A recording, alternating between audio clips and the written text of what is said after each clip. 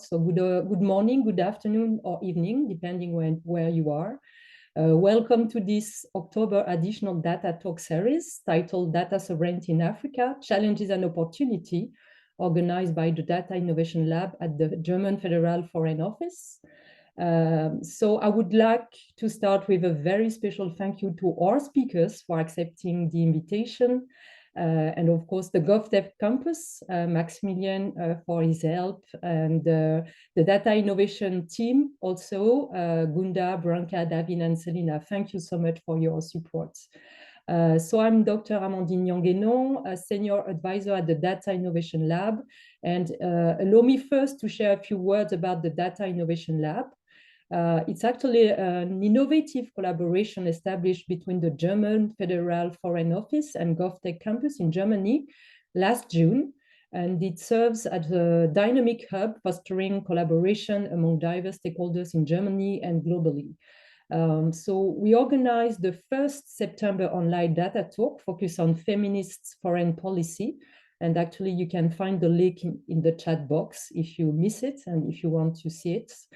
And just to let you know, our next data talk will be November 27 and focus on generative AI in government and policy making, 1 year with ChatGPT, retrospective and glimpse into the future. So let's stay connected, and we will share with you the link in a few weeks. So I have the privilege today to moderate this session with a diverse panel of experts representing various fields, research, policy analysis, and strategy, sharing their lessons learned when analyzing, supporting, developing, or implementing data policy and strategies in Africa.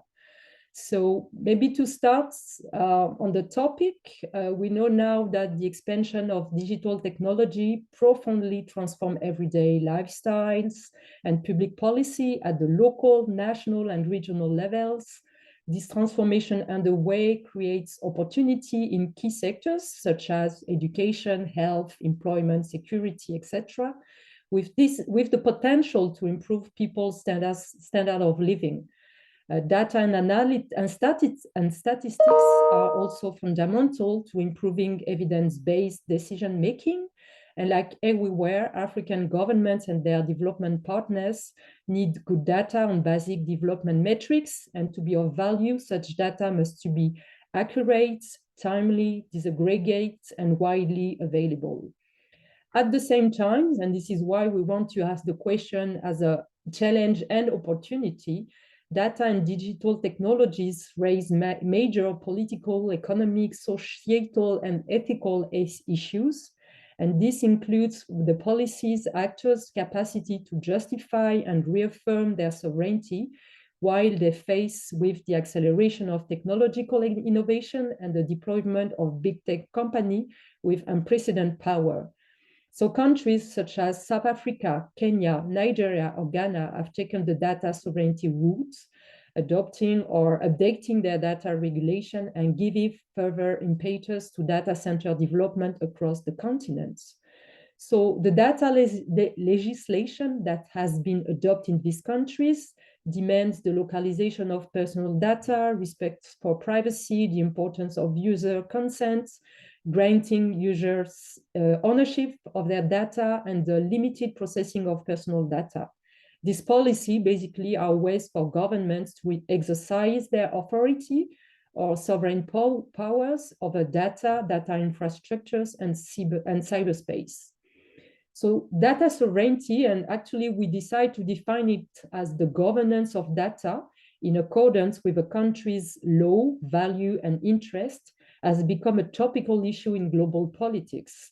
And digital transformation holds great potential for all nations, including on the African continent, which is one of the fastest growing data usage region in the world.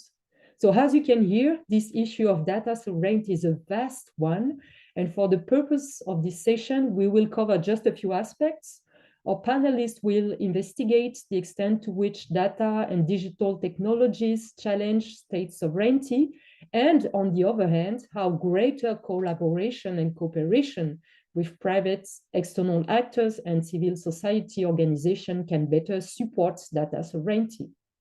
So now, without further ado, I would like to give the floor to our speakers. I will introduce every speaker when they are going to, just before their speech. Just a reminder for the audience, feel free to make comments and ask questions in the chat box. And for the speakers, you can, of course, answer the questions directly posted in the chat box during the session. We want this session to be as much as possible interactive, informal, so feel free to ask questions, comment, to share relevant documents, and we will do the same also with the Data Innovation Lab team during the session. So thank you again for being with us, and we're going to start now. Just one information, unfortunately, Nanjira Sambuli is ill and informed us a few hours ago that she will not able to join us. So we're going to start now the meeting. Is Patricia here? Not yet. Okay, so Melody, could you start? So actually, Melody, you work as a data protection senior expert and advisor to the Southern Africa Development Community, the SADC Secretariat, and now you are a policy officer in digital economy and governance at ECDPM. I don't present ECDPM, everyone knows the organization. And under ECDPM lab, you publish a lot of insightful work on digital sovereignty, AI policy, regulation, and we focus on geostrategic interest and on African regional integration. So Melody, could you just enlighten us on what is the current state of play in terms of regulation and policy framework at the regional and continental level? How do you think that actually regional organization and the AU, the African Union, can better support data governance in Africa?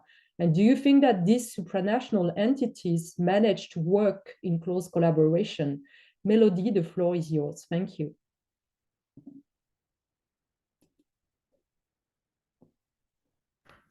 Thank you very much, Amandine, and good afternoon, good morning, good evening to all the people who are joining our webinar from wherever you are connecting from.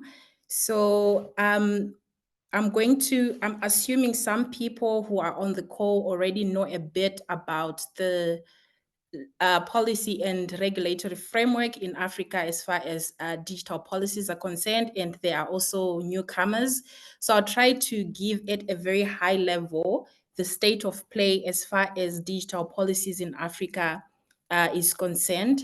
So at the moment, we, in my opinion, do have enough or comprehensive framework or policy and regulatory framework which regulates both personal data and non-personal data. So with personal data, we have a convention called the Malabo Convention, or the African Union Convention on Cybersecurity and Protection of Personal Data, which is a convention that broadly addresses 3 or 4 different issues. It addresses issues on data protection, issues on cybersecurity and cybercrime, as well as issues on electronic commerce.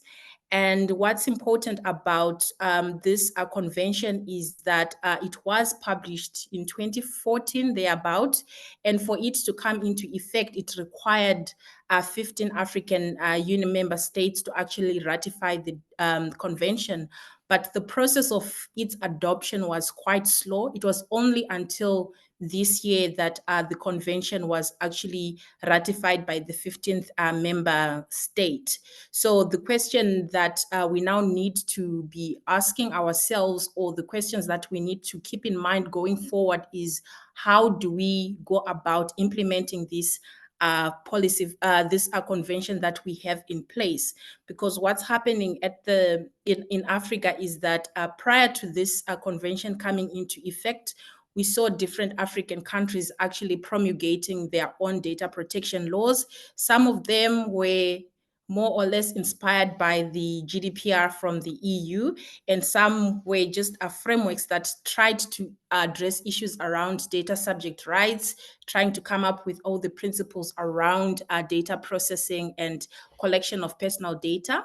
But what's important to note is that most of these national or domestic laws on data protection, they really don't speak to each other when it comes to issues around cross-border data flow, which is a very important issue, especially now that Africa is considering to have a protocol, digital protocol on the digital single market, and Africa itself having that free continental trade agreement in place. So that is one issue that at the national or continental level, there isn't that synergy between what countries are doing as far as cross-border data flows is concerned. So apart from the Malabo Convention, we also have another framework which was actually introduced sometime last year, which deals specifically with both personal data, but as well as non-personal data. And that's the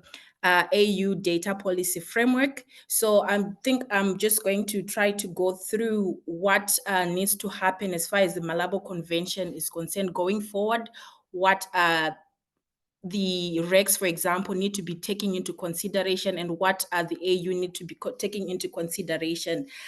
So at the moment, if I'm correct, I stand to be corrected, but I think as of today, 36 African member states have data protection laws in place.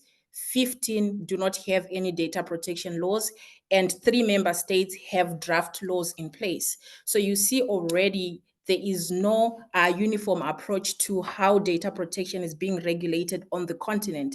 And with the Malabo Convention coming into operation or coming into effect, what we hope to see is that alignment between especially issues around cross-border data flows or issues around the appointment or establishment of data protection authorities and protection of uh, data subject rights or digital rights.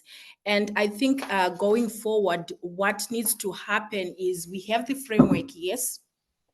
Member states which do not have domestic laws, what they should consider doing is domesticating the Malabo Convention.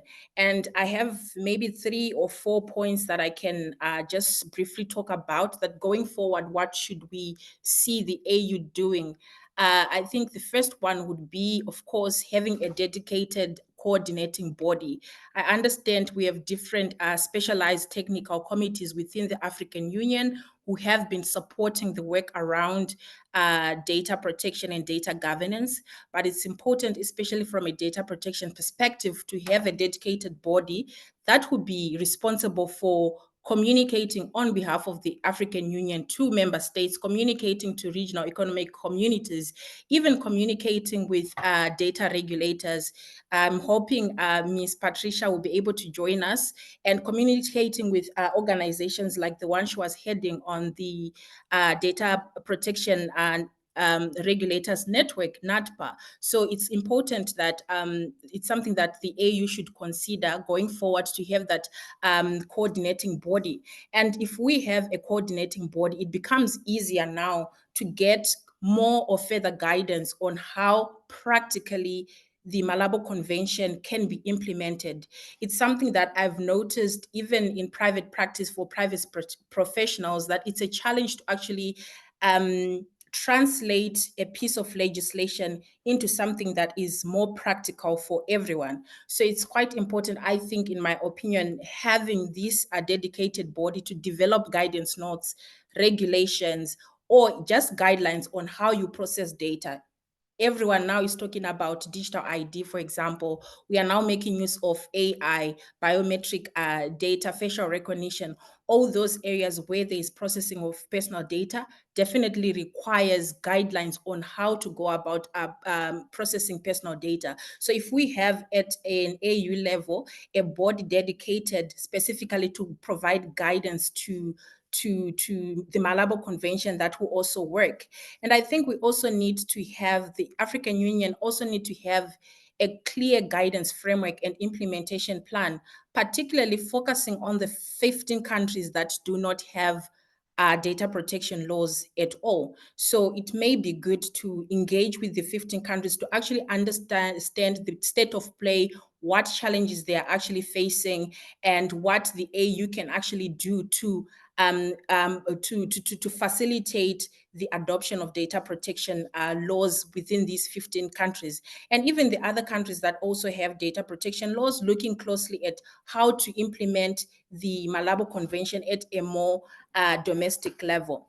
And the other point I think going forward would be, again, the issue of enforcement mechanisms.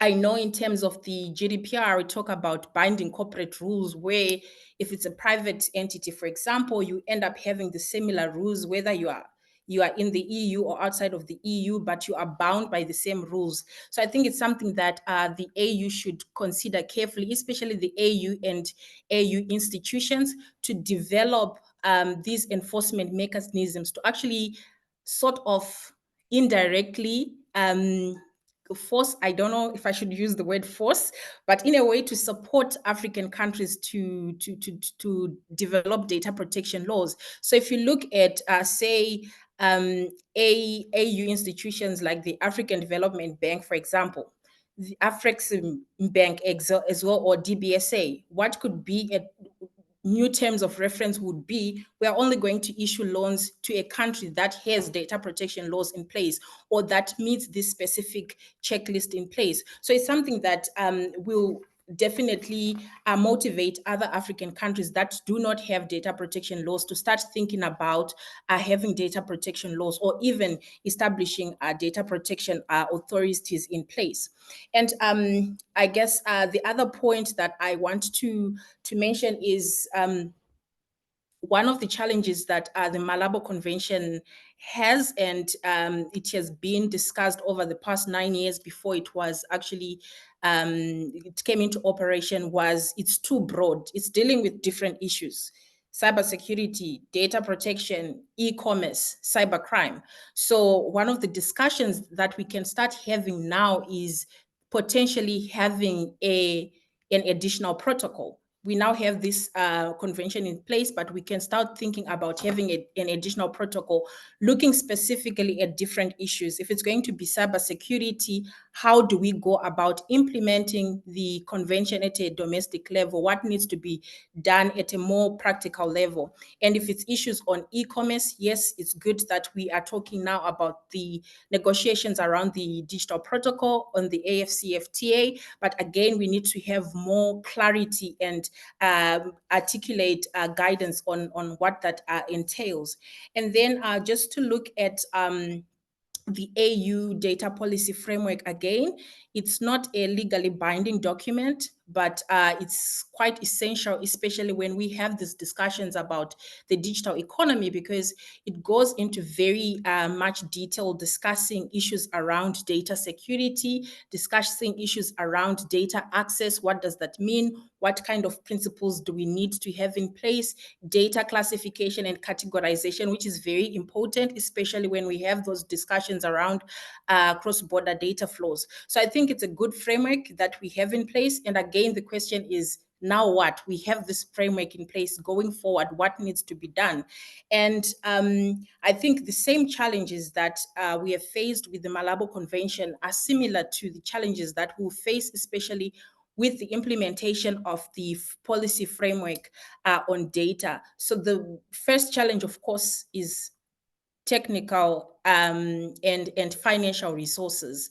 We do not have enough skills across Africa. We do not have the financial means to be implementing some of these massive projects. So it's a big project that will continue to impact how African countries actually develop or implement these frameworks in place. And we also see when we look at data sovereignty and the question on data localization, like a lot of African countries or a lot of African governments still want to localize data. They still want to have that sovereign authority over data. So data localization is something that is very predominant across African countries. And when you look at the policy framework, it kind of cautions against data localization and promotes cross-border trade and free flow of data. But there should be guidance that in a way will protect the sovereign interests of member states, as well as promoting the free flow of data. And what do we need to do, or what should the African Union consider going forward? I think the issue of finance is very important. A lot of these projects require finance, so there should be new and innovative way of getting finances. And I was just thinking that now with the AU being a member of G20, it's now at a better strategic position to either attract more funding. There is a lot of superpowers who want to invest in Africa and who want to invest in our in Africa's digital economy. So I think Africa has a better bargaining position, is in a better bargaining position, because you are able to consider what the EU is offering. The EU is coming and they are saying, we now have the global gateway strategy. We are offering 550 billion euros to Africa for different projects, including issues around data governance. So it's something that it can be considered to say what Team Europe initiatives. I'm sure Soren will talk a bit about some of the work that you're doing. So I don't want to sound like I'm selling Team Europe initiatives, but it's definitely something that I think the AU should consider. I know the US as well. Last year they made a pledge. I think it's called, if I could recall the pledge, it's called, okay, it will come to me, but there was a pledge of around 800 million US dollars, and this investment pledge is going to go into different areas, and one of the pillars, pillar 3, is on development of policies and regulations. So already you see there are different players who are interested in building the digital economy in Africa and who are interested in shaping data governance in Africa. And as the AU, they should actually consider these options. Of course, it's not a matter of just taking or accepting to terms. It would be looking again at what is in the sovereign interest of African states. What is in the best interest of the citizens? Is it going to protect their rights? Is it going to build the economy and the digital economy? So I think issue of having innovative finances is very important, and we need to take that seriously. And then again, now we are talking about the African Continental Free Trade Agreement. There are negotiations on the digital protocol. I think that is a very opportunity for the African Union to push, especially for the Malabo Convention and principles in the Malabo Convention to be reflected in this digital protocol, and issues around cross-border trade, for example, having clear guidelines on what that means, having clear guidelines on how personal data will be protected, especially when we look at the African digital single market. And I think it's also quite important that even with other trade agreements, that either at regional level or national domestic level, all member states should consider, like when you're entering into a free trade agreement, these are non-negotiables, and issues on data protection has to be one of those issues. And I think another important aspect, again, which we tend to overlook, is the importance of communication.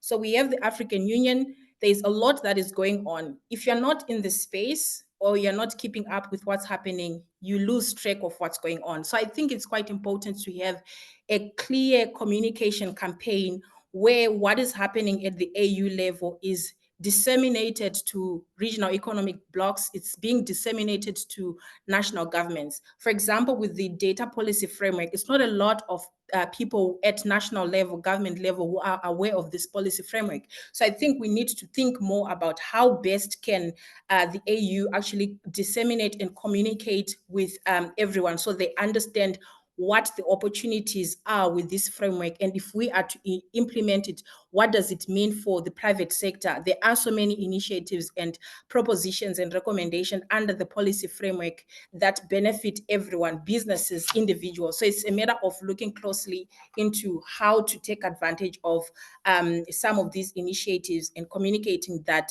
with everyone.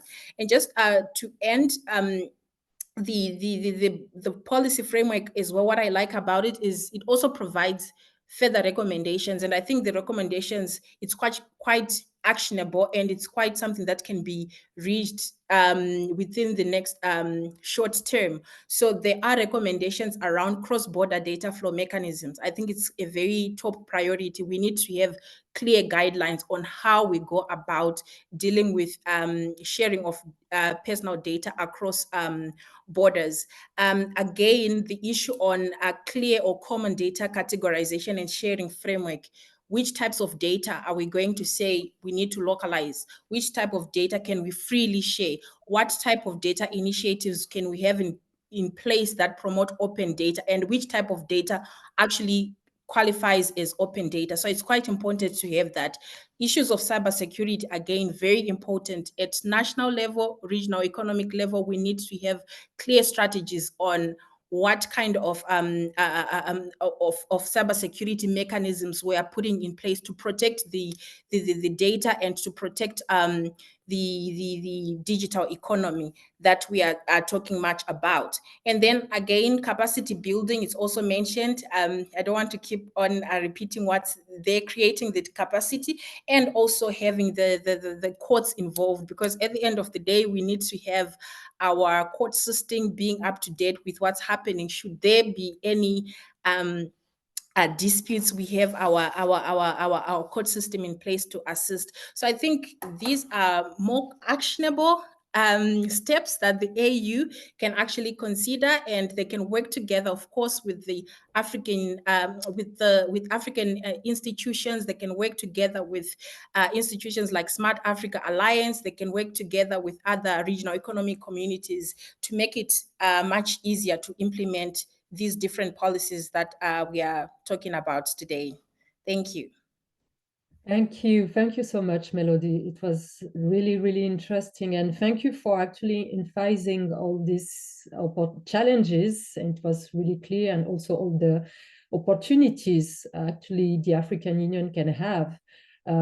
Just to save time, I'm not going to wrap up everything now, but just maybe a few thoughts for you for the Q&A session. Maybe if you can just share with us in terms of regional economic community, because we are covering this data talk is covering the African continent. So if you can just give us a very short overview of where there are the moments, which are maybe the best position regional economic community REX. And also in the landscape you describe at the AU level, what is the role of civil society organization? I know that CSOs are still struggling to have their role to play at the African Union or at the REX level. So if you have any information on that, and also obviously what the private sector can do in this continental and regional landscape. But thank you so much. It was very, very interesting, very insightful for us. I would like to give the floor now to Teki.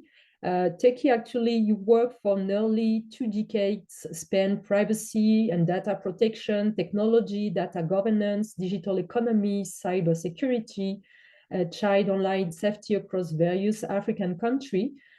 Based on your experience, to what extent do data regulations support the development of a national digital entrepreneurship ecosystem?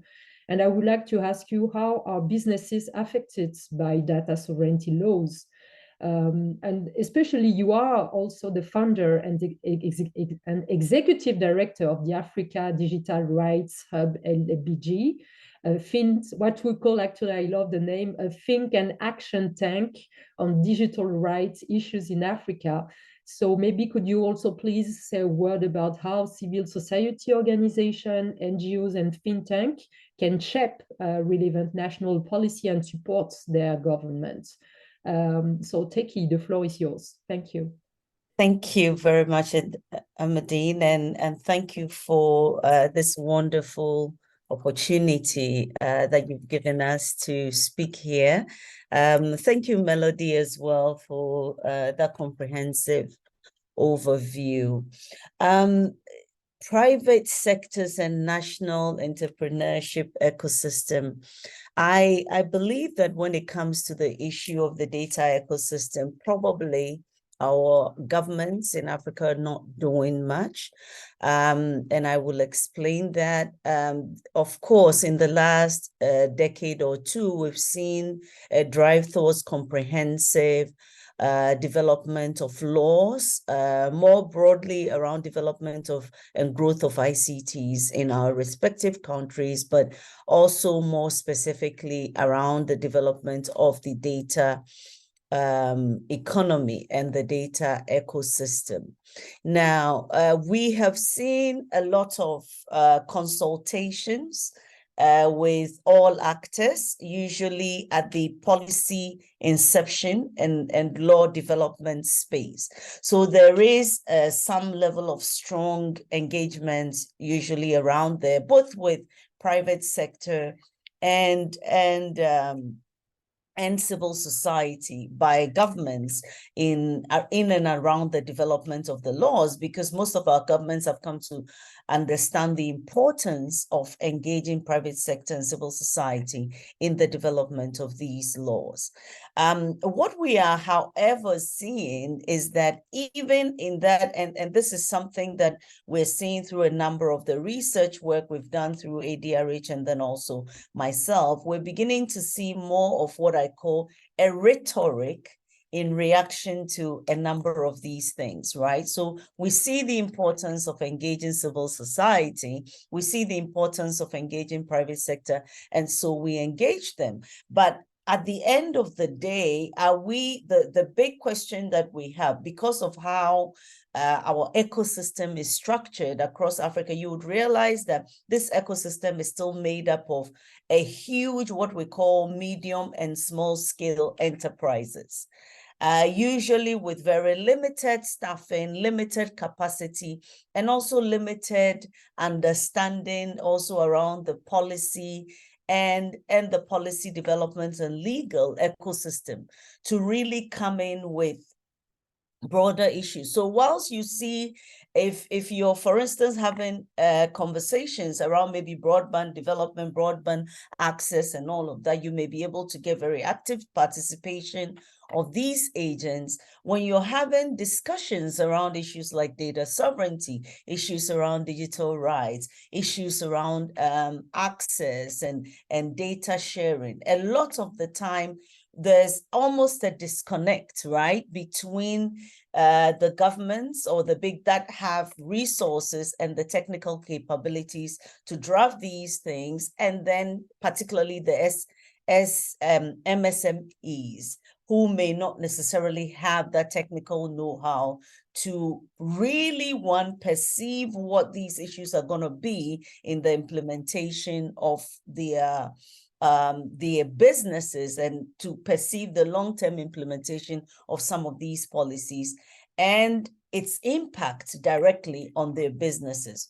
What we also tend to see is that all the players in the field are given a level playing field, right? So when we're inviting businesses, we invite everybody to sit at the table. So the big multinationals with the capabilities are there, the MSMEs, but all these businesses have different needs and different requirements, which has to be addressed. So invariably, you would find that we are still in the state where a lot of MSMEs, and I'm focusing on them because they make up majority of the economies across Africa, having a very minimal voice. And this is what usually then contributes to what we are seeing now, which is that if you take a typical policy or a typical law, you would see the key action areas like engagement of private sector,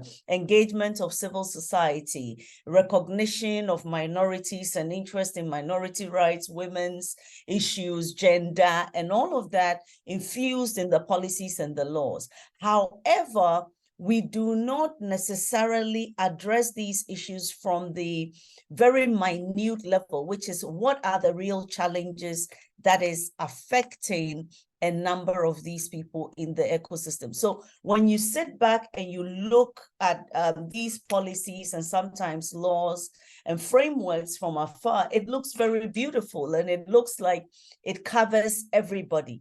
But then when you go down into the implementation, that is where we begin to see the real challenges around that. And we're also beginning to see it around. So we are currently working on some work around the digital trade and e-commerce protocol, and we decided to work on, the development of what we call a data protection and a data governance guide to really inform how we approach the data issues, particularly from the lens of MSMEs. Because they may not necessarily lack, they may not necessarily have the requirements that we should, to all sit at the table and talk to each other as people with the same lens. And in that work, one of the things, it will be published later this year, definitely before the end of the year. One of the things that is really coming out strongly with that work is the fact that we have to be very objective when we are talking about issues like harmonization of data protection, when we're talking about the data ecosystem. I think we need to be very, very honest and realistic in how we address these issues. What we are seeing, and that is not to say the policies are bad, the policies on a whole are great initiatives. Like I said, we need to dig a little deeper beyond the policies to start really looking at implementation and operationalization of these policies. So realistically, for instance, if you look at the Malabo Convention that has fortunately now become effective, and already we are seeing in the community of African countries challenges around the fact that a lot of people are saying, of course, this law was passed in 2014. It was based on a different framework. The times have changed. The seasons have changed. Some countries have gone ahead of that. We should change the law. But the question is, realistically, if you look at the Malabo Convention as it is now, we have to ask ourselves, what would it take to change the law? And in order to do that, we need to ask ourselves, how long has it taken us to get to where we are currently with with getting it effective? It's taken more than 6 years, right, from 2014 to date to really get it effective. And so I think that we need to start looking, particularly if we're looking at it broadly from the African continent, wide lens, we need to start having realistic conversations about who Africa is, and what works for us and what would not work for us. Our continent is made up of 55 or 54, depending on how you look at it, different countries with different legal systems. They have their own jurisdictions, etc. Now, all these countries, and that has always been the difficulty around decision-making, even at the AU level. It takes a lot of time and a lot of effort. But within this time and the effort, if you're looking at the data ecosystems, things are moving. IA policies and strategies are being developed. We're moving. We need to still look at the economic impact of the data ecosystem on private sector.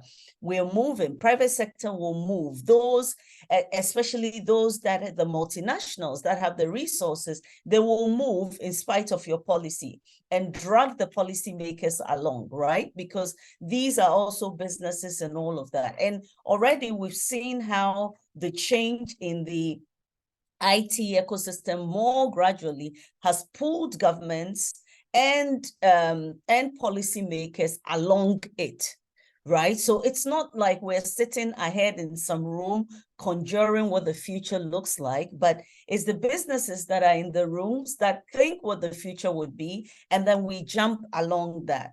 And in doing that, what then happens is that we are skewed towards a narrative that may not necessarily be our narrative, that may not necessarily, because a lot of these businesses are not necessarily Afrocentric businesses, right? But also see a lot of the African countries as markets.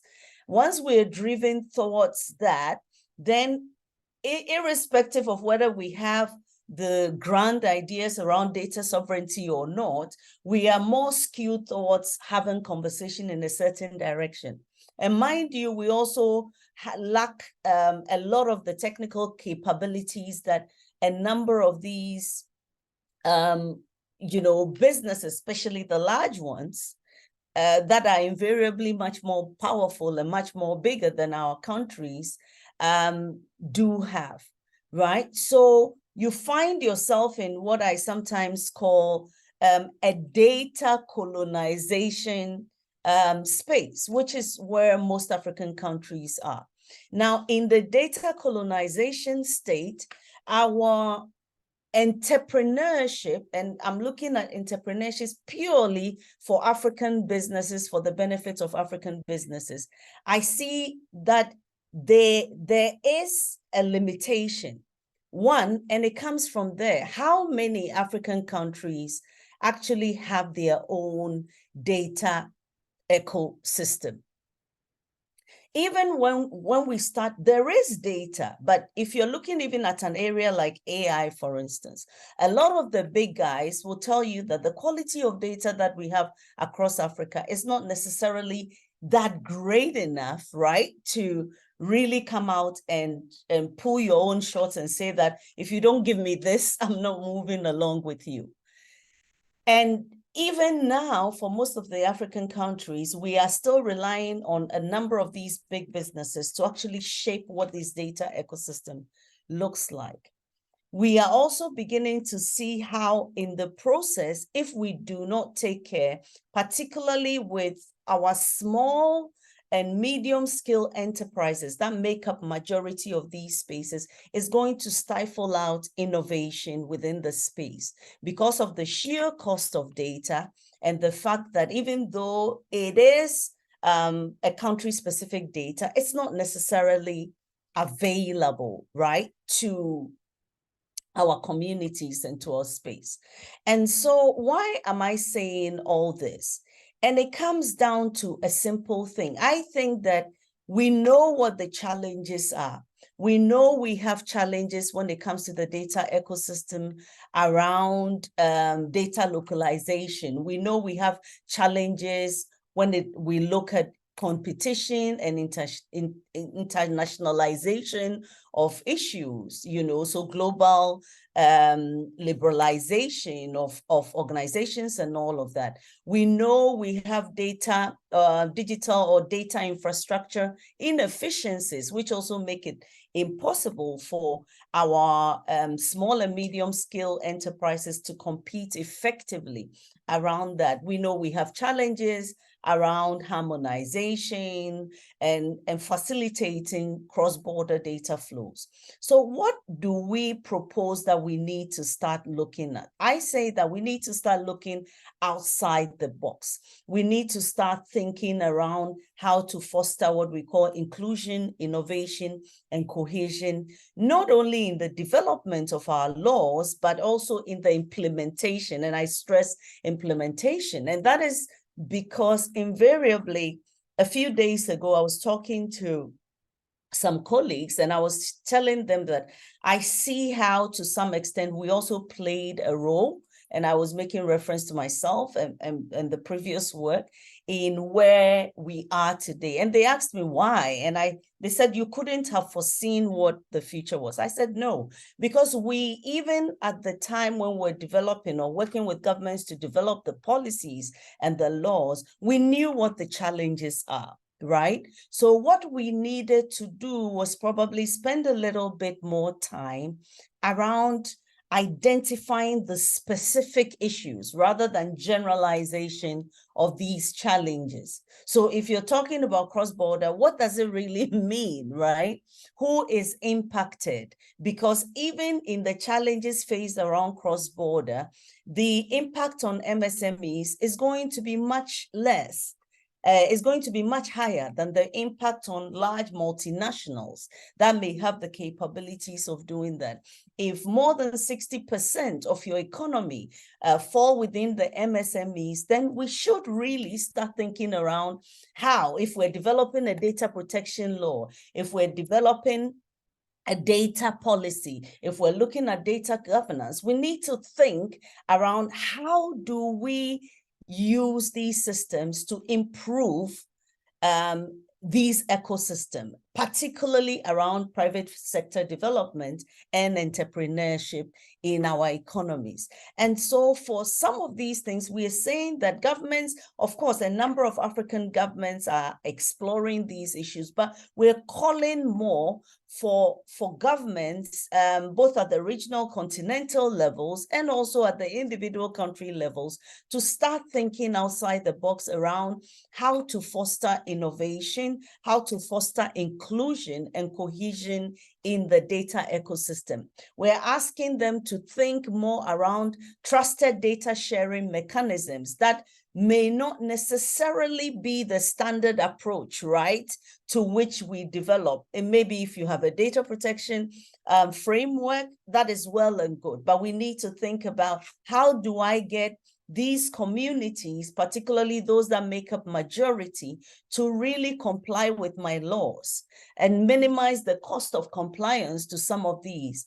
We need to think around particular issues around regulatory sandboxing, you know, and how that can be used to address some of these challenges. Most of we've been implementing issues around innovation offices, around different sectors, right, of our economies. I think it's about time to start looking at innovation offices around data and data ecosystem development. We have to think more critically around open government data and how it's going to be made more accessible to allow for development and use. We have to think around the concept of data startup acts. And like I said, some of these have been used for other sectors, right? And it seems to have worked well. We have to think about something like a data-free economic zones that allow for the movement of data, particularly if you're looking at a continent of 55 countries and you're looking at effective implementation of Malabo to facilitate transfer of data. I can assure you that this is not going to happen in the next 3 years.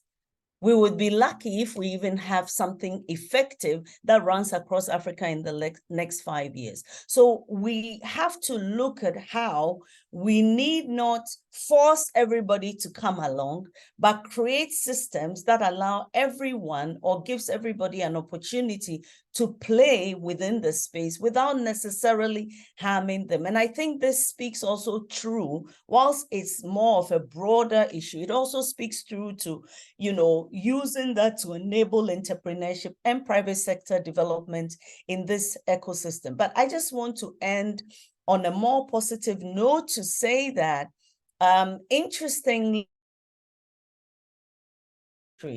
we have seen significant collaboration between private sector and governments. A lot of the time, private sectors have been instrumental as technology partners with governments. I think a couple of years ago, we did some work, particularly looking at the digital ID ecosystem specific to Africa. And we had this comprehensive map that looked at various sectors, that looked at various stakeholders, governments, donor agencies, and all of that, and saw how there is an interrelationship within all of these stakeholders in actually building more an ID ecosystem across Ghana. And we see that replicating across a number of African countries. Clearly, in that report, which is also available on the ADRH website, we see a very important role that private sector has actually played in the development and use of technologies in Ghana, because this was a specific work and we were looking more at the ID community. I think that also stands true, which means that we should, for our governments, usually we are using private sector as the implementing agency for a number of these complex systems. So we need to really think about their role and carve it out more usefully. In terms of civil society, what I want to say is that whilst there's been involvement of civil society, we're seeing a bit of a challenge, which comes in the gap, right?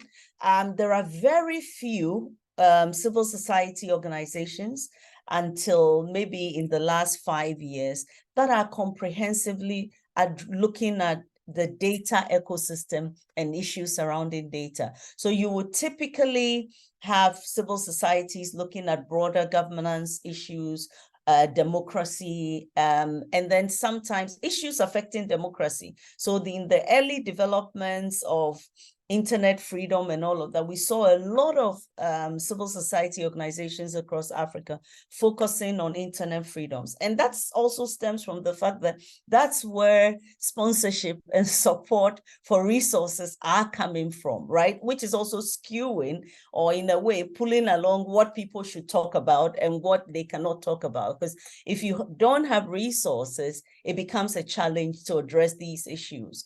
And so we need to start thinking around how to bring more conversation. And I say it's very important, particularly for Africa. I see civil society as playing a significant role. We're already doing that with the few that we have in this space in really shaping this discourse. Remember, I told you the private sector and the people that the stakeholders that we're bringing from the table do not necessarily have the technical knowledge or know-how.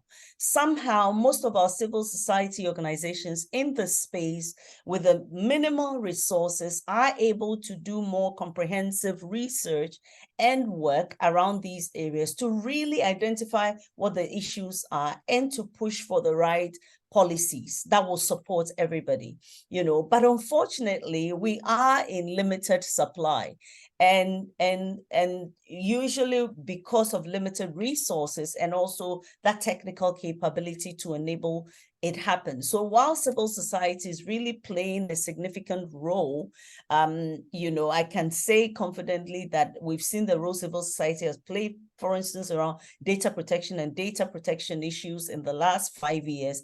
And you can see the impact it has had on countries, on development of laws, on changing of behaviors and the like. We probably need to, empower more civil societies to have that technical voice, to be able to speak to a lot more of these issues. And I think I want to end on that note and take some further questions later. Thank you. Thank you, Teki. Thank you so much for this very rich presentation. And actually, I'm happy that you ended on the positive notes, and especially on the way forward to better collaborate with the civil society. Thank you so much. And also for this realistic perspective, and especially just to put the emphasis on the fact that we have to be honest and realistic, not only on developing actually framework and policy, but also in implementing them. And this is definitely the connection we can make also with what Melody said just before you. Thank you again. I saw that Patricia actually is here. I have another Amandine here in the speaker, so I assume that Patricia, you're here. If you just turn on your camera, if you can, we can see you. Patricia, are you here? Hi, good evening, Amandine. This is not Patricia. Oh, this is a girl. Actually, she sends her apologies. She couldn't join, please. okay. Yes, please, due to network errors, and she sends her sincerest apologies. Her joining was tentatively. Okay. Yes, when she said she'd be traveling to Boston for a conference, but she couldn't join. So okay. I'm in. to offer her sincerest apologies. Okay, are you taking over, or is it just to say apology you are here? Yes, I'm here to offer her sincerest apologies, and I've listened well to Madam Teki, yes, our previous executive director of the Data Protection Commission, and the keynote that I picked up during her submission was looking at implementation and operationalization of the various strategies that are being developed within our ecosystem. And I really want to highlight on the strategy that Ghana is now developing on the Ghana National Data Governance Strategy. And we are also, yes, and it's being facilitated by the Smart Africa Alliance and the GIZ as the donor agency. And we are also currently the flagship nation for the development of the Pan-African Blueprint Data Governance Strategy. That strategy has been developed we completed last month, but with the Ghana National Data Governance Strategy, we are now developing it. And there are a lot of work and inputs that are being outlined. There's the engagement with the civil society. When Madam Teki was talking, she mentioned the civil society. She also mentioned the private sectors and also the public sector, and even with the academia, because we've seen the need to get the educational system also aligned with the data protection governance, so that we get them to even develop course models and structures within our educational system that can align and give students the kind of perspective that is really needed to understand whatever is happening within the ecosystem. So that is what I would also like to bring across for the kind of work that we are currently doing now.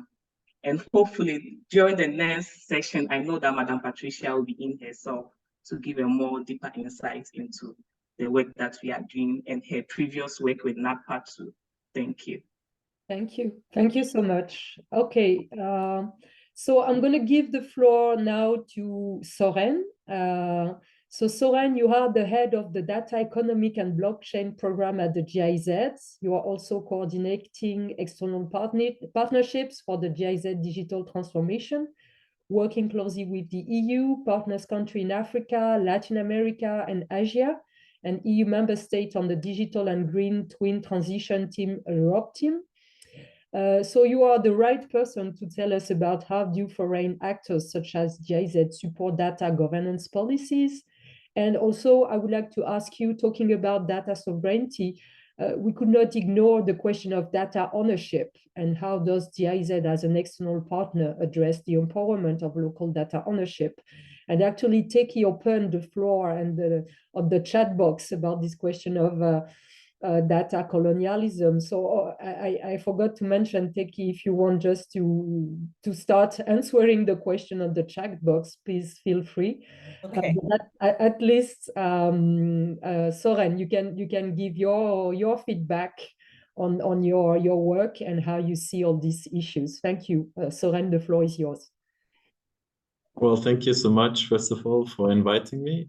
So it's a great pleasure to be here. And so I wanted to focus on two things. First, of course, I also want to present the programs we are developing.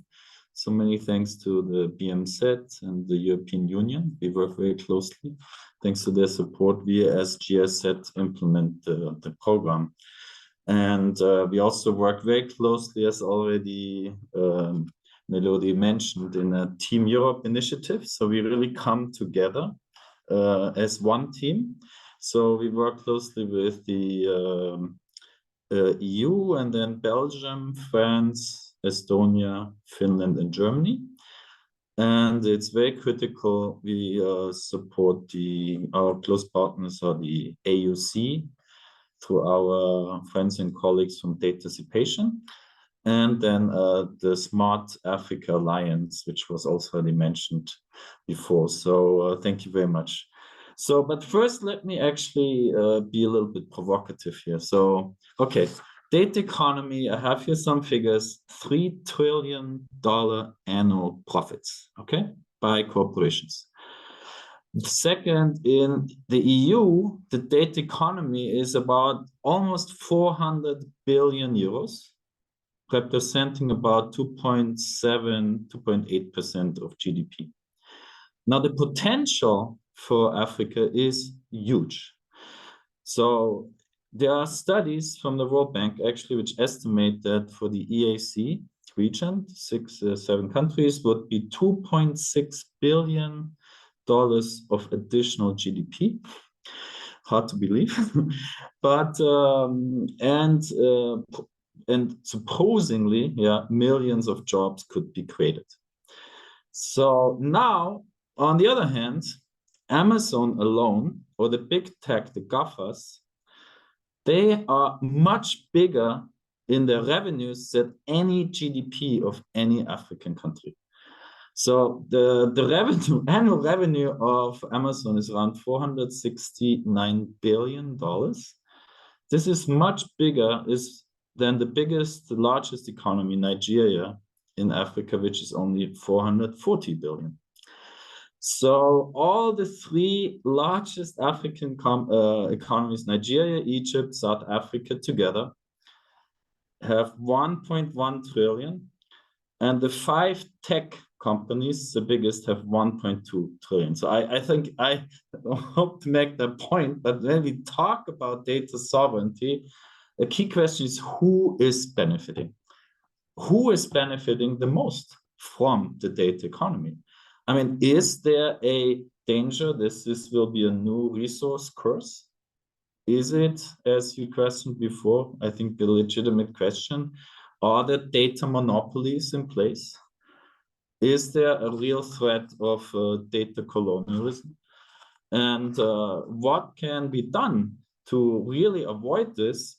On the positive side, put this way, how can we move from a potential, everybody says this potential is huge, as I just showed you, these are potential. But how can we really move towards realizing these potentials to improve the well-being and fight poverty and improve the human well-being of people, foster innovations, and make governments more accountable, transparent, and effective? So some of the key issues, we believe, is in a human-centered approach.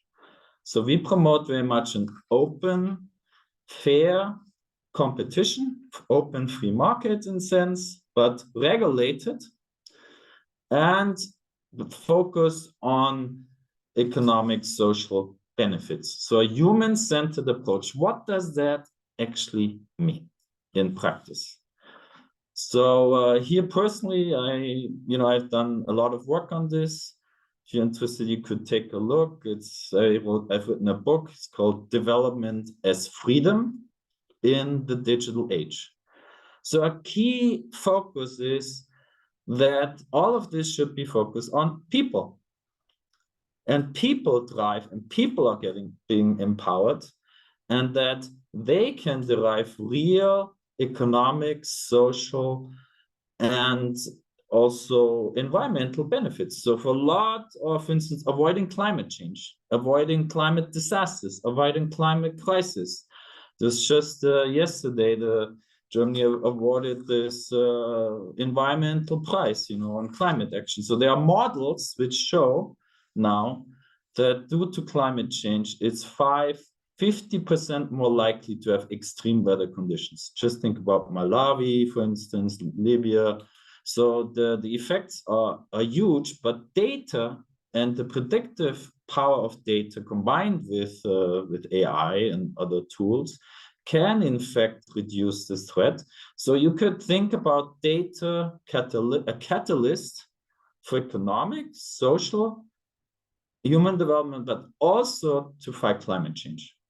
So basically, what are some of the key issues then one has to think about? Well, the first, we already said, who is benefiting?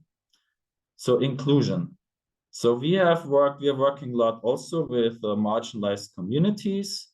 So for instance, we worked specifically in South Africa with our colleagues from Fair Forward on an AI data bootcamp for unemployed women. So to strengthen data skills, there's a huge data gap. And what worries us a lot is, in fact, which is very sad, there is a growing digital gender divide. While the digital divide itself is closing, so more connectivity, yeah, but women are in danger of falling more behind. So they are not benefiting as much as men in this. So basically, there's a huge thing. Then second, which was Teki mentioned very well already, I don't have to explore on that, the innovation ecosystem. But how to foster an indigenous, a local innovation ecosystem. So we worked, for instance, in South Africa, and we work on data infrastructure as well. So there are around 60 data centers in South Africa. Yes, but they're owned by whom? Who is getting the benefits out of these data centers? How much local economic development do they actually generate? So very different to other programs or other, like Latin America, or in other ecosystems, at least what I've seen in South Africa, it's much more, I don't want to be too critical, but it's almost that it's an enclave economy. You have basically the data centers generating great amount of revenues and benefits and economic growth, but they are not equally distributed, and they're not leading to local economic development, at least not as much as we wish they would. So, and then the last topic is in fact about, if you talk about data and data sovereignty, so it's also about the actual usage, was already mentioned. So the data use cases, how do we promote the use of data, but for what? Data for what? Everybody talks about cross data, flow of data of trust. Yeah, but what are we sharing with? And it can be data is very powerful. Can you apply to any sector? So we work a lot in Kenya, for instance, on the agricultural sector. So for the first time, we put together an open data sharing platform, a gateway for the agricultural sector. And there already we provide incentives for government agencies to share data with each other. So in fact, a lot of challenges are of sharing of data even within governments. And then also sharing, of course, open, free, accessible data to civil society and the private sector. So the Open Data Kenya Open Data Initiative where our team worked on years ago, was also, there were 2 data sets, by the way, everybody wanted to have in Kenya. The first was budget. Everybody wanted to know, where is the government spending its resources? Second, where are all the donors spending their money? Follow the money. So there was the IATI, International Aid Transparency Initiative, like how you make international funds more accessible. And the second was very interesting for us, was actually the census data. So because the census data provide a lot for demographic data, all your census data provide you a lot of information on any sector, education, health, agriculture, which startups and small businesses wanted to access. And just to see, it can be a public good. It has to be a public good. But in fact, while this was created at the time, for instance, this is funded through international donors, in this case, particularly the World Bank, as a grant, it was never accessible. Whereby the data, so how can you resell the data which are coming to you for free? So that's kind of a question. But now, just to have, so basically the last thing I really want to talk about also is our Team Europe initiative. And I think our colleagues also here from Datasipation. So we work closely with the AUC and Smart Africa and our partners on this Team Europe initiative. So what is it? What are we concretely doing? So it's a 60 million euro program, and it focuses primarily on 4 topics. So the first one is to support data governance frameworks. So this program, through data dissipation, has supported the AUC in developing the continental data policy framework, which Melody already has mentioned. So we thought this was a major achievement, 55 countries agreeing to one framework. Now it needs to be applied, like implemented. So that's a key objective of the program.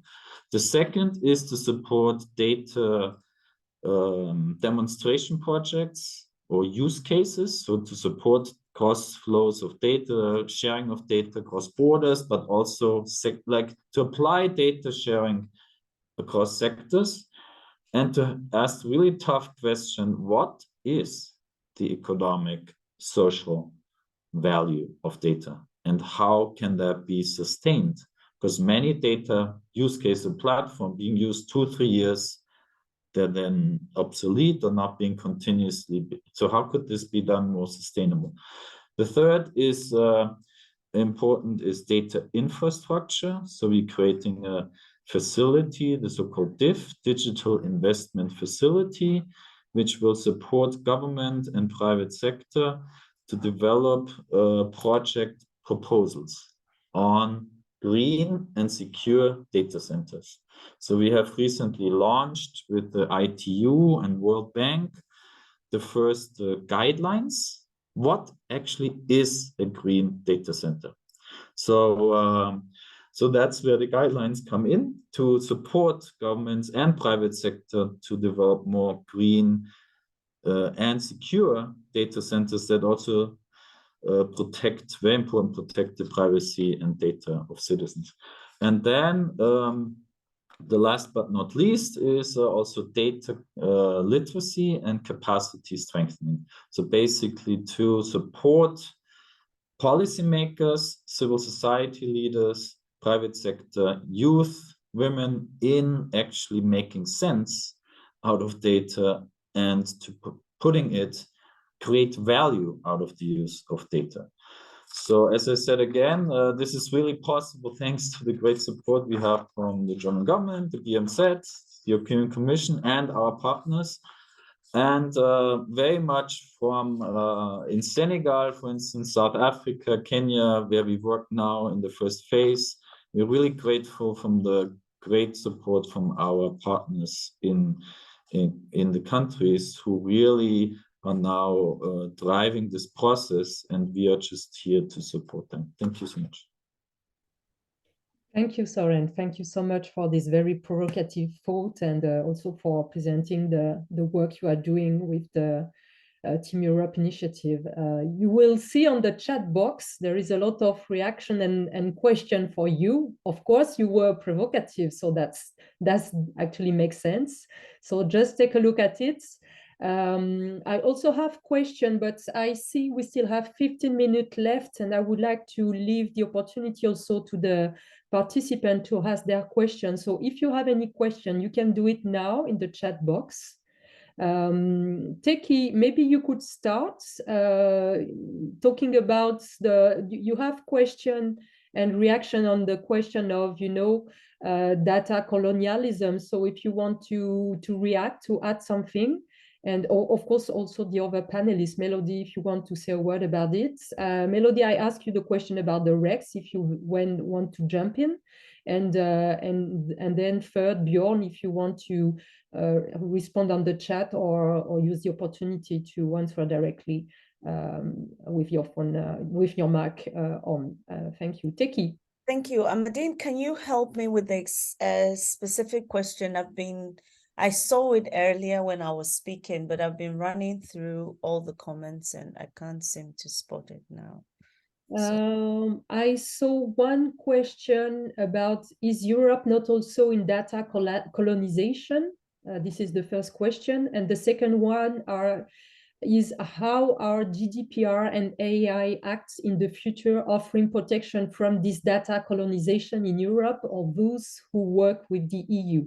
This is the two questions I saw on this issue you mentioned. I think that Bjorn actually spelt it out clearly how this colonization is really happening.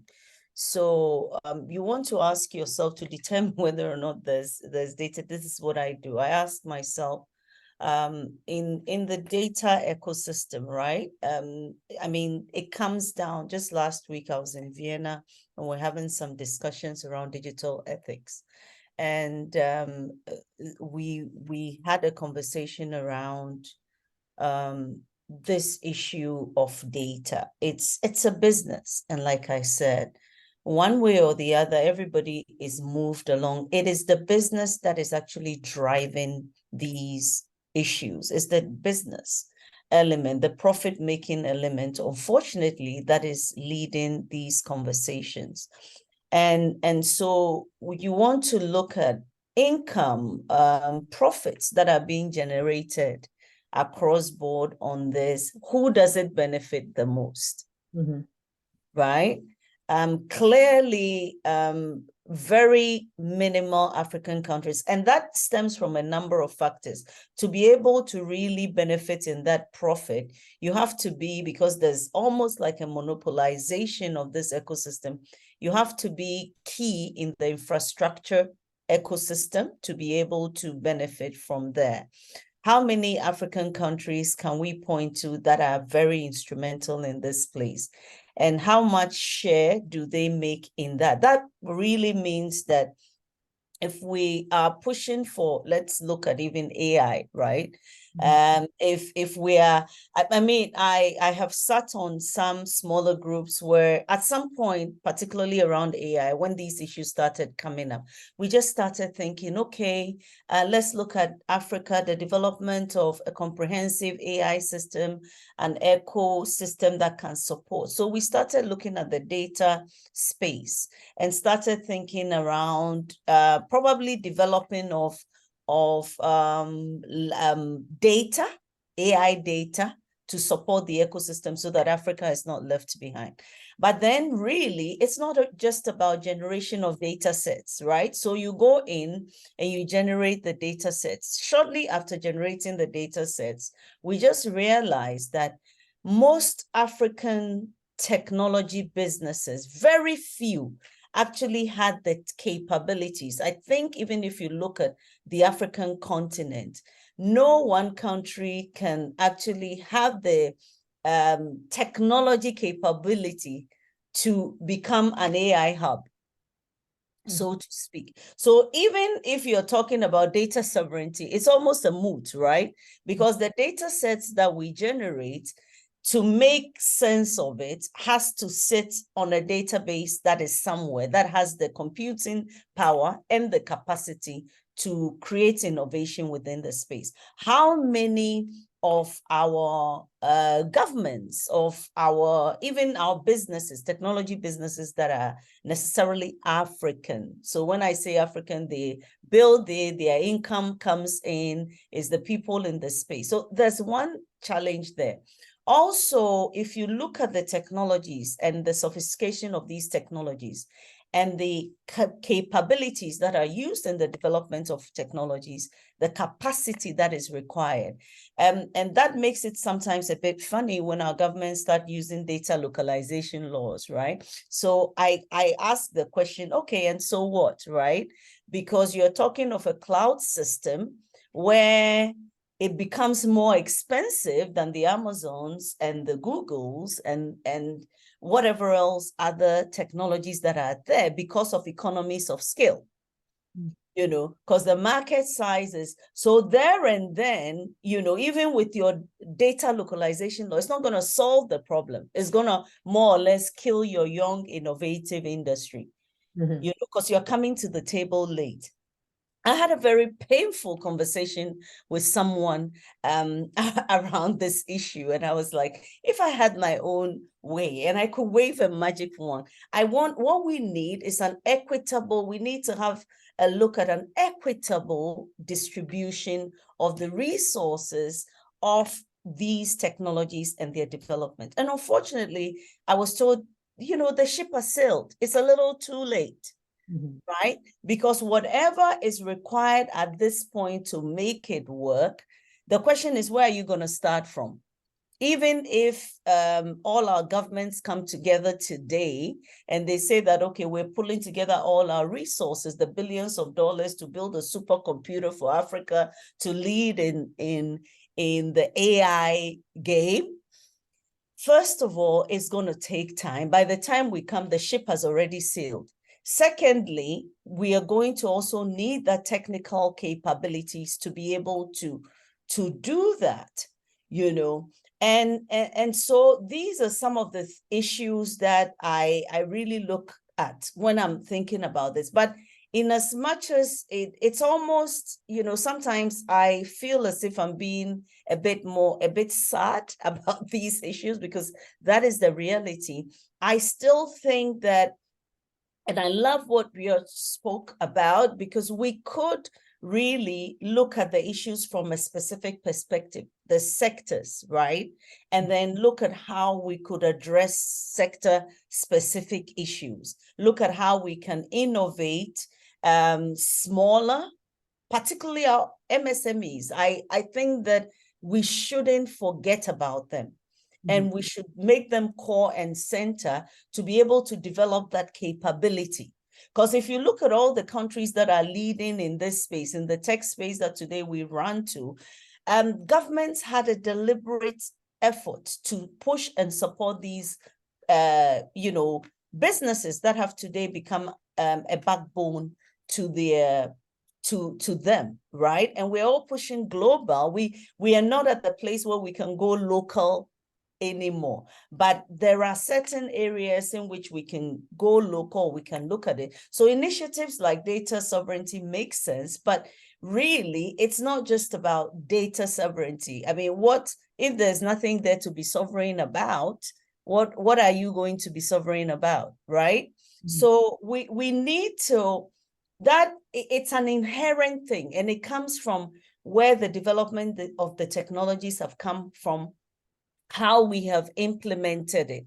I mean, look at even an area like the communications backbone, which really supports, right? In spite of initiative and measures around liberalization and bringing companies in, majority of the companies that provide communication services that can afford to buy the licenses, right, that can afford to bid for the licenses that support this ecosystem, are not necessarily based in our respective countries. Thank you, Tete. I would like to give the opportunity to the others also to answer the question, but thank you so much for, again, your provocative thoughts. Melody, I give you the floor, and I would like to add another question. Which incentives do you provide for data sharing? I think it's also a key question when we talk about regional, continental organizations. So if I can add also this question for you, and please, the floor is yours. You have three minutes, and then we're gonna have Bjorn if he wants to say a word. Thank you, Melody. Thank you, Amandine. So just to give an overview of the REX, I'm much more familiar with the SADC region. So I'll mainly talk about SADC. So with the EAC, for example, and ECOWAS, they also have policy frameworks on data protection. And similarly, SADC is also in that situation where there was a model law. I think it was developed in 2013 with the support of the European Union as well. But the challenge was not many SADC countries actually adopted that model law, and they didn't even follow that model law when they were shaping their own data protection laws. I think with the exception, it should be Eswatini or Lesotho, I can't recall, but one of the two countries that actually adopted the model law that was set at a regional level. And what's interesting to note is that within the region, the SADC region, they have this model law and issues around cross-border data flows. These are the requirements to say when it comes to sharing of data within the SADC region, we can share data with each other. Outside of the region, these are the requirements. But then coming down to national level, they all adopted different approaches. So you see, if I can give an example of Botswana, it's recently published, I think it was last year actually, when it published its cross-border guidelines on sharing of data. It was very clear. All countries that comply with the GDPR or that are within the European Union, they were on that list.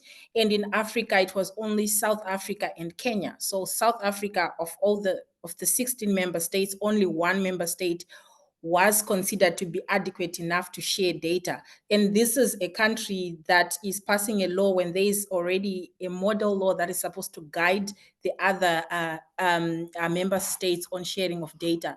And likewise, Zambia also taking that strict approach and emphasizing on strict localization of data, and it's the requirements of cross-border data flow in terms of their law. It's quite strict. And so you see at the SADC level, there is supposed to be that coherence, but governments, they always take different approaches. And what I was also going to mention, my experiences when I did the work on data protection was actually, I think there is a problem when it comes to lack of human resources and capacity within the organization. So it's a lot of work that is being done. It's being done by consultants who come and go, but there is no one who actually has ownership of this project going forward. So I'll be curious to go, if I'm to go and find out, like, what have you done with data protection and all the guidelines and implementation work that we did. Where are we on that? It would be curious to see whether they have someone in-house who has ownership on that. So I think it's a problem that we have. I'm sure other RECs will also have similar issues where internally there is no capacity, there are no people with the expertise to actually assist governments in supporting the implementation. And it also, I was just looking at the comment or question by Carol here on how to support governments. And I think it's something that we always overlook. We talk a lot about there is no political commitment or there is no political will for governments to do these things. But if they don't understand what we are talking about, how can they support something if they don't have knowledge or understanding of that? So I think internally it's quite important, again, having that capacity within the ranks, high ranks of our policymakers, going all the way to the people who are actually responsible for coming up with these laws, so they are actually involved and understand what is actually going on. And just to give you another example again, the Malabo Convention is there. We have, I didn't mention this, but there is the digital transformation strategy at the African Union level, which is quite comprehensive in identifying some of the challenges that the African continent faces, the weaknesses, the strengths, and the opportunities. And at the moment at SADC level, they're also developing their digital transformation strategy.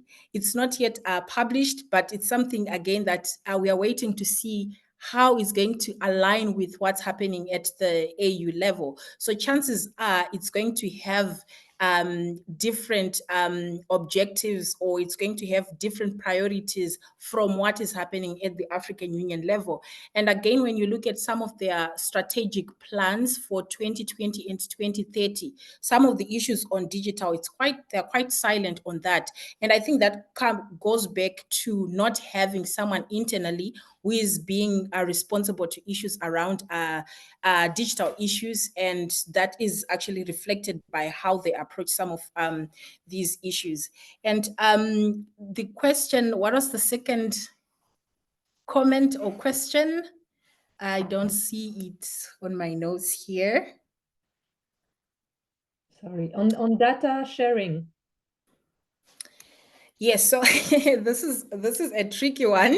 This is a tricky one. This is definitely a tricky one, but I think when developing a mechanism on data sharing or cross-border data flows, we need to align with those important data protection principles, where if you're sharing data outside of your jurisdiction, the country where you're sharing it should have a law that actually is that protects data enough, or that is equivalent to your data protection laws. And I think it comes down to having the right contractual terms, if it's going to be at a more private sector level, where you have adequate measures contractually in place to make sure that however you share data outside of your jurisdiction, the recipients of the data are going to be compelled or legally obligated to comply with the data protection laws that you have in place. But yeah, I think it depends on how, especially with data sharing agreements, it depends with how you draft them. I've drafted a couple a few years ago, and before Nigeria even had a data protection act in place, and we were saying we representing an entity in South Africa, and we're insisting that we have this law in place and these are the requirements that we have, and we had to reflect that in the agreements that we're developing. So I think at the end of the day, however you develop a mechanism on cross-border data flow, as long as it's going to protect data subject rights and there are clear data protection principles in your agreements, that would work. Thank you. Thank you so much, Melody. Soren, I would like just to give you the opportunity. I saw you very active on the chat box, but if you want to say a final word, because we are at the end of this data talk, but I would like to give you the opportunity to say a word. So please. Well, thank you so much. I just wanted to have more positive outlook as well. So I think the talent and the fantastic people in Africa, we're always very impressed by the entrepreneurs, the startups. Think about the Ushahidis of Africa. So I think it's just for us to unleash this potential and to provide them with the enabling environment that they can do their work and drive this process forward. So, and whatever we can do to support this, please get in touch, and that's our mission. Thank you. Thank you. Thank you so much, Soren. And thank you everyone for being so active in the chat box and reacting and connecting. That's a real pleasure. And this is the positive aspect of online webinar. Thank you, Soren, Melody, Teki, and all the participants for being here today. So now this is the end of this data talk. So please let me just say again, thank you, and have a good evening or night, or depending when you are, but mostly take care. Thank you so much. Bye.